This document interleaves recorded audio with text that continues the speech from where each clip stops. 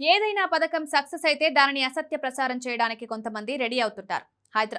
ఆంధ్రప్రదేశ్లో కూటమి ప్రభుత్వం పెన్షన్ల పెంపు తర్వాత ఆ స్థాయిలో గ్రాండ్ సక్సెస్ చేసిన పథకం తల్లికి వందనం. ఈ పథకం ద్వారా ఎంతమంది పిల్లలుంటే అంతమందికి ప్రభుత్వం 13,000 చొప్పున ఇచ్చింది. కొంతమంది పిల్లలకి ఇవ్వలేదు, ఎందుకంటే ఆ కుటుంబానికి అర్హత లేదు. అలా ఈ పథకాన్ని విజయవంతంగా అమలు చేయగా తాజాగా దీనిపై సోషల్ మీడియాలో ఒక అసత్య ప్రచారం మొదలైంది. ఒక వ్యక్తి సోషల్ మీడియాలో అసత్య ప్రచారం చేస్తున్నాడు. తల్లికి వందనం డబ్బుల్ని ప్రభుత్వం మళ్లీ వెనక్కి తీసుకేసుకుంటుంది అని. ఖాతాలో జమైన డబ్బును 10 రోజుల్లో విత్డ్రా చేయకపోతే ఆ డబ్బును ప్రభుత్వం వెనక్కి తీసేసుకుంటుందని చెప్తున్నారు.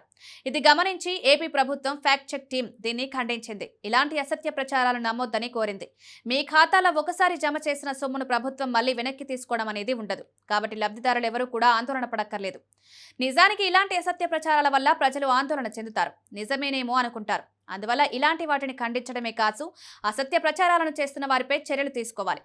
ప్రజలను ఆందోళనకు గురి చేసే ఇటువంటి ఫేక్ ప్రచారాన్ని చేస్తున్న వ్యక్తులపై ప్రభుత్వం కేసు పెట్టి చట్టరీత్యా చర్య తీసుకుంటుంది.